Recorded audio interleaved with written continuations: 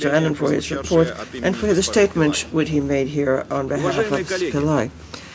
Distinguished colleagues, we are all united by our concern regarding the events unfolding in Syria. We cannot fail to experience a profound sense of indignation in connection with the mass reprisals in Hula and in the suburbs of Hama. It is clear that these terrible crimes, which require a very careful and reliable investigation, and it is equally clear that those who are behind these evil deeds have as their goal throwing Syria back into the abyss of a fratricidal civil war and to undermine the efforts aimed at a political settlement of the crisis.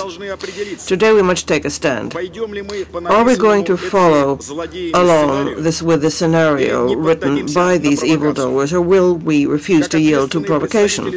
As responsible representatives of our states, we must rationally analyze the entire situation and lay down those steps which would make it possible to reverse the catastrophic development of events both in Syria and in the entire region.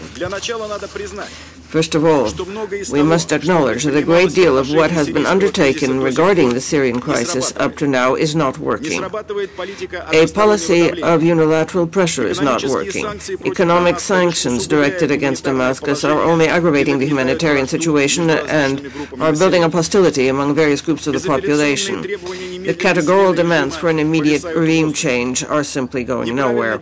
It is wrong to rely on support of those opposition groups, which can find nothing better to do than to call for foreign military intervention in their own country from those in foreign capitals. It must be admitted that the deliveries of weapons to groups of the armed opposition and the financing of their activity only provides fuel to the fire, creating fertile soil for terrorist activity of a so-called third force. Russia considers it is categorically unacceptable to have a further escalation of the spiral of confrontation, and all the more so since the international community has a foundation on which we can all close ranks. That is the Annan Plan supported by the UN Security Council. We believe that it is counterproductive and dangerous, both to have premature forecasts regarding its failure and the statements of certain Syrian opposition groups regarding their refusal to implement it. Right now there is a need to agree on practical actions in moving the Syrian conflict onto a political level, to mobilize the key external players who have a real impact on the various Syrian parties, and for coordinated action to support the Annan Plan to ensure the full implementation of Security Council resolutions 2042 and 2043, in which the Security Council approved this plan and gave its approval to the deployment of the UN mission, observer mission in Syria. For those purposes, the Russian Federation is putting forward an initiative for the early convening of an international conference on the Syrian question.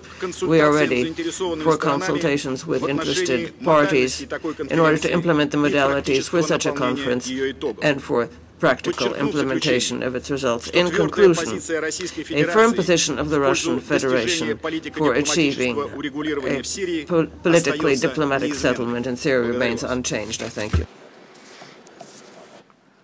أعطي الكلمة الآن لممثل جمهورية إيران الإسلامية الموقر. The Islamic Republic of Iran. You have the floor, sir.